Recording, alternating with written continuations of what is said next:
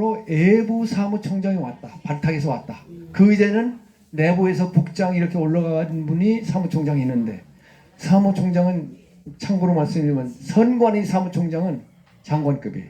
그리고 위원장은 총리급입니다. 그런데 이분이 작년 뭡니까 강서구청 보선을 끝나고 나서 바로 그 이전에 뭐가 있었냐면 국정원에서 10월 10일 날 해킹이 가능하다. 그리고 데이터 변경도 가능하다. 이런 얘기들을 했음에도 불구하고 하루 이후에 2010년 11일 강서구청장 선거가 있었는데, 그 선거에 여러 사람들이 이거 보통 아니다. 보통 문제가 아니다. 결국엔 무슨 얘기냐. 해킹 의혹을 많이 제기했어. 자기가 1년 2개월 전에 당선되었고 비슷하게 진 게 아니라 17% 이상 차이로 졌단 말이죠.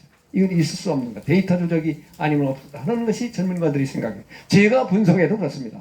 20개 동 중에서 11개 동을 당일 투표에서 이겼어요. 이긴 동도 사전 투표에서는 25% 이상 차이나. 이게 문제가 아니에요. 이건 문제다 이거죠. 이건 선거가 아니야.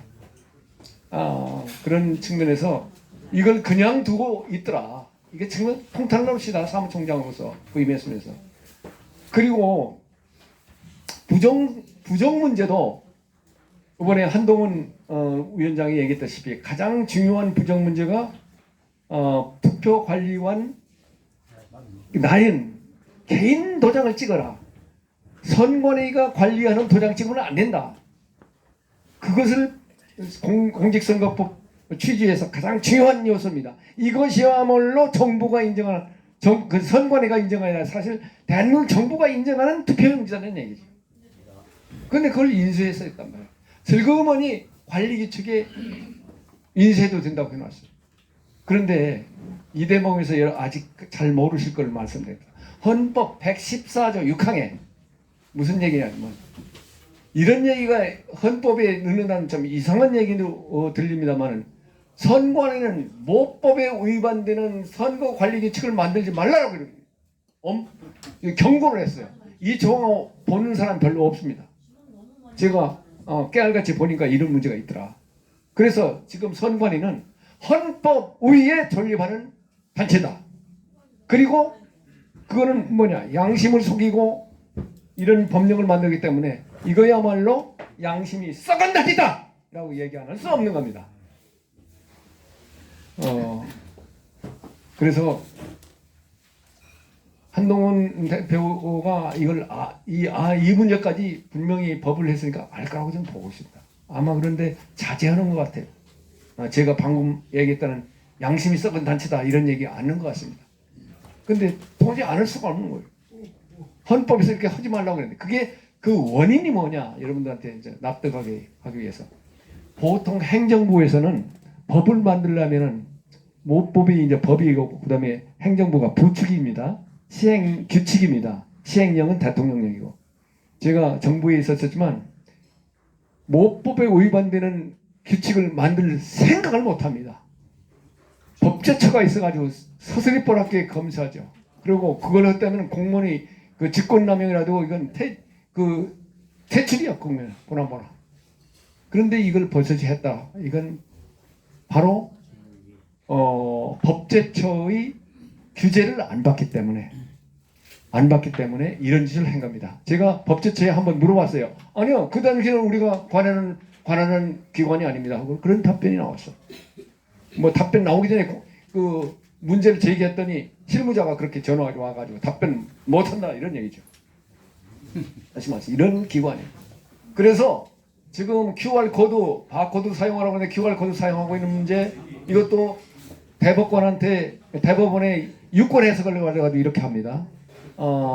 QR코드는 바코드의 발전된 형태다 해가지고 바코드라는 거예요. 그렇게 오게 되는 거예요. 누가 제재할 사람이 없는 거죠. 그리고 가장 중요한 거 여러분들이 잘 생각하고, 그 사전투표 용지를 발행할 때 자기 주민등록증을 주면은 그 기계가 알아서 투표 용지를 쓱 나옵니다. 아주 신기하죠. 그런데 그 과정에 프로그램 소스 코드라는 게 있습니다. 명령어가 사전투표용지 발행할 때 프로그램 소스 코드가 있고 투표지를 그 분류할 때 ABCD로 분류할 때 그때도 그 명령어가 나오는데 그 명령어가 누구한테 명령어냐? 투표지 분류기 내부에는 칩이 2개 있어요. 그 칩이 2개 있다는 것도 어거지로 애써서 알게 됐습니다. 4.15 총선 끝나고 투표지 분류기를 해소하려고 하는데 그 구리시에서 이거는 내용을 보여주지 않게는 못 가져갑니다 해가지고 우리 이 애국 아줌마 부대가 24시간 3개월인가 이거를 딱 복도에서 투쟁을 했습니다. 그래가지고 그 민경우 의원이 그때 현직 의원으로서 내가 입법 활동을 일환으로서 이걸 보자고 한다니까 1분간 보여줬어. 1분간 단짝. 그랬더니 그 선관위가 좀 삐삐되는지 며칠 지나다가 선관위 자체에서 시연을 했습니다. 시연에 다만 기자들만 들어가고 일반 전문가들은 딱 막았어요. 뭐가 떳떳하지 못한 거죠. 시연을 좀 제대로 하고 그걸 작성할 수 있도록 전문가가 해야 되는데 그러니까 거기 네모 떳떳하게 2개 있는데 그게 칩인지도 모르고 아는 사람 없는 거예요. 나중에 이제 그걸 본 사람이 사진만 찍어 왔어요. 저 뭡니까? 영동 데일리 그쪽에서 그걸 보고 이거는 하나는 주문형 반도체고 하나는 현장 운용형 반도체인데 현장 운용형 반도체는 굉장히 비싸다. 실시간으로 명령을 내리면 그걸 명령을 이행하는 반도체니까 아주 대단한 고도의 뭔가 기술을 가진 반도체. 여기에 프로그램 써서 명령을 하는 거야. 우리가 사람을 채용하면은 너는 무엇을 해. 이걸 영어로 job description이라고 합니다. 명령을 드렸습니다. 무슨 명령을 줬는지 공개하라는데 공개를 안 하는 뭐라고 공개하느냐? 국방안보상 비밀이라는 거예요.